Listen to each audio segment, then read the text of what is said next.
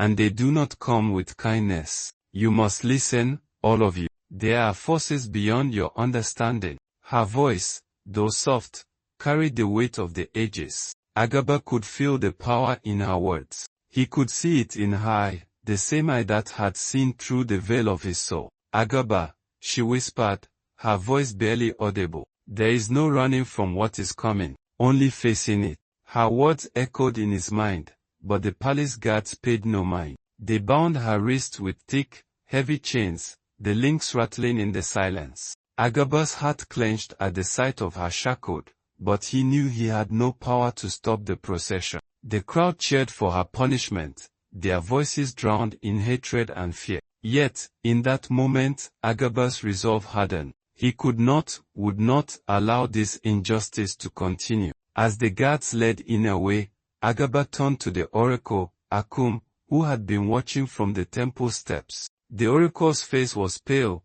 his hands shaking as he approached. You must act, my prince, Akum said, his voice grave. The spirits are already stirring. There is no time left. The curse, it is not hers alone. Agaba's eyes widened. What do you mean? What curse? The curse of the ancestors, Akum whispered. It is a bloodline. In is not cursed, she is the key. But if she dies, the kingdom will fall, the earth will split, and Otokpo will bleed. Agaba felt the weight of the oracle's words like a crushing tide. The kingdom, his people, his future, everything was at risk. Take her to the shrine, the oracle urged. Only there can you break the chains that bind her. With determination burning in his chest, Agaba strode forward. The path ahead was clear, but the danger was great. He could not let In die, not when the truth of her power had just begun to surface. The guards were already preparing to take her to the execution site, but Agaba had other plans. He was no longer just a prince. He was a man willing to defy fate itself. Let her go. Agaba cried, his voice loud and commanding. The guards hesitated. For a moment, time seemed to stretch thin, the air thick with anticipation. In's eye met his, and in that moment, he knew there was no turning back. The kingdom of Otokpo held its breath as Prince Agaba took his first step toward defying the very heart of his people's fear. The guards hesitated, their hands on their spears, uncertain. They had never seen a prince act with such urgency, such fire. Agaba's face was set with the resolve of a man who had nothing left to lose. Take her to the shrine, Agaba commanded again, this time with the full force of his voice. The guards exchanged glances, caught between duty and the prince's demands. But their hesitation lasted only a heartbeat. It was then that Owecho, always watching, stepped forward with a sneer. You defy your father. Owecho's voice rang out. You would bring shame to the royal bloodline for a cursed girl. Shame. Agaba's voice was cold. What is shame, Owecho, if not the fear of truth? I will not let fear decide my fate. The crowd murmured, shocked by Agaba's words. They had never heard their prince speak like this. But it was the look in his eyes, an unyielding fire, that made them hesitate.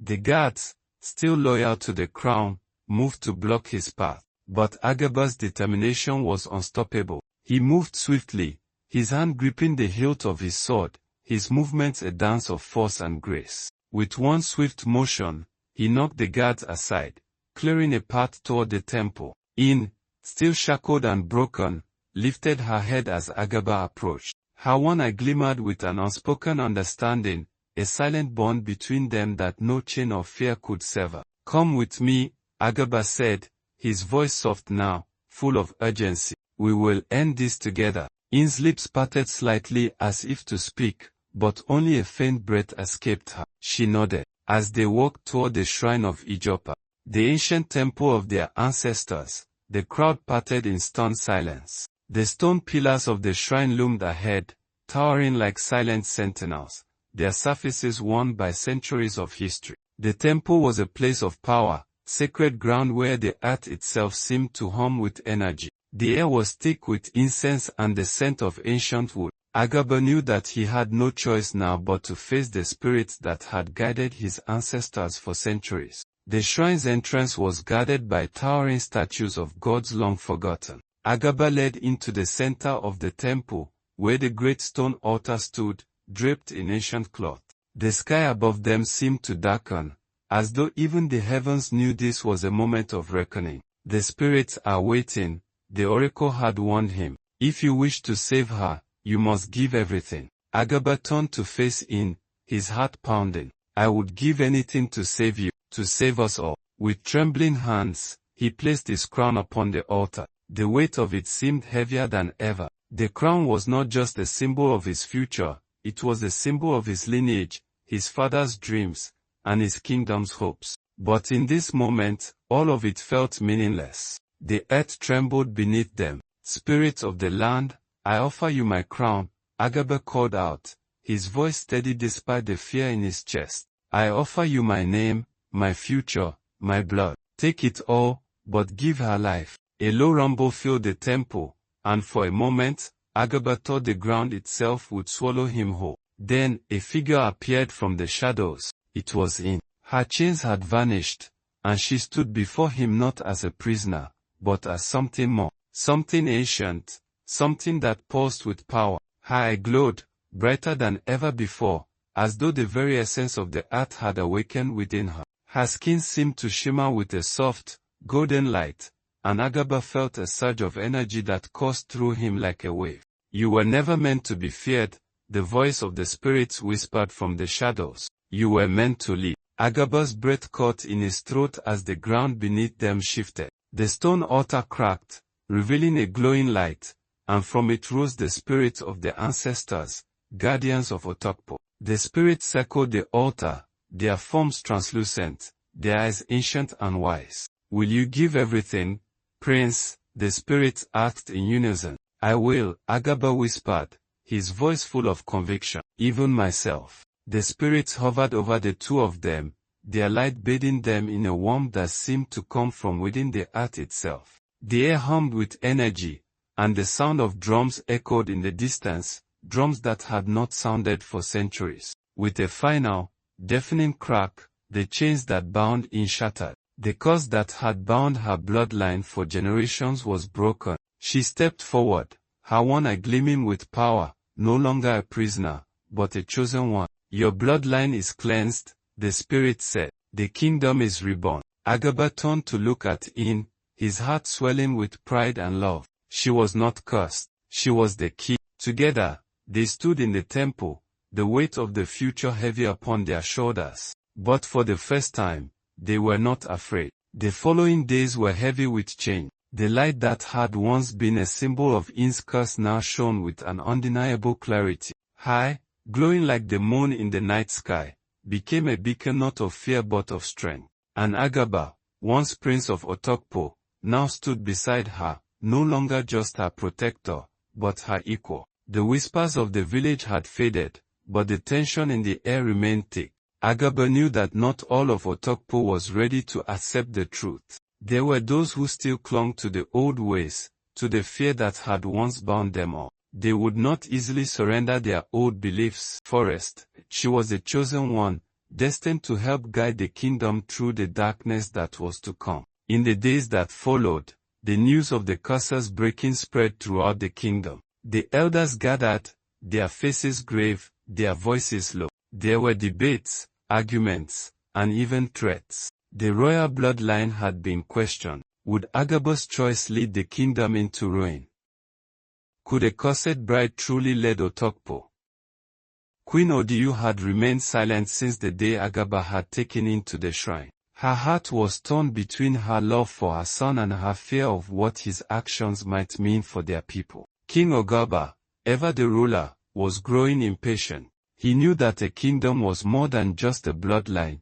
It was a structure built on trust, fear, and power. And right now, that structure was crumbling. It was at the council gathering that the final decision would be made. Agaba knew the time had come. He could no longer hide behind the walls of the palace or the illusion of royalty. This was the moment when he would either solidify his claim as ruler or risk losing everything. Standing before the gathered chiefs, Agaba did not wear his crown. Instead, he stood tall in the simple garb of a warrior, his hair tied back, his stance firm, his gaze unwavering. At his side stood In, her presence like the calm before a storm. King Agaba spoke first, his voice booming across the room. Agaba, my son, I have ruled this kingdom for many years. I have seen great prosperity, but I have also seen the darkness that threatens our people. You, in your defiance, have broken the sacred rules that have kept us safe. Agaba's heart ached at the words, but he stood his ground. Father, I have not broken the rules, I have only questioned them. We cannot continue to live in fear. In is not a threat. She is the future, the elders murmured among themselves. Their eyes sharp, skeptical. But it was Owecho who spoke next, his voice dripping with venom. You would allow this girl, this spirit, to rule beside you.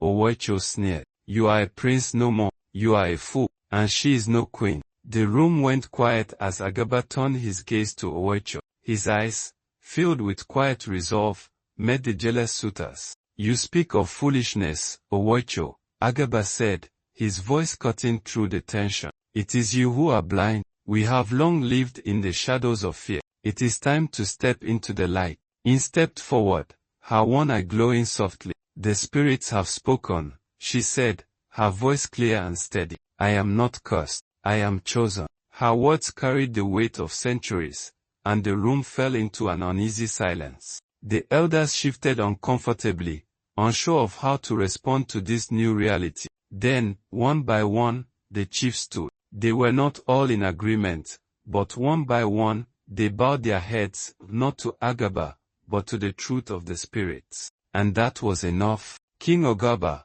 his face unreadable, finally spoke again. You are no longer just my son, you are the ruler of this kingdom, Agaba. And this woman, In, will stand at your side. If you believe in her, then so must I. With that, the kingdom of Otokpo made its choice. The old ways of fear were swept away, and the new dawn began. Agaba, no longer just a prince, but now a king in his own right, stepped forward and placed his hand on In's. Her eye gleamed with the power of the spirits, and for the first time, the kingdom saw her not as a curse, but as the queen she was always meant to be. Together, they would lead Otokpo, no longer a kingdom bound by chains of fear, but a land that embraced the truth of its past and the promise of its future. And as the sun set over Otokpo, casting its golden light across the land, Agaba and In stood united, two souls bound by destiny, ready to shape a future that no one could have ever predicted.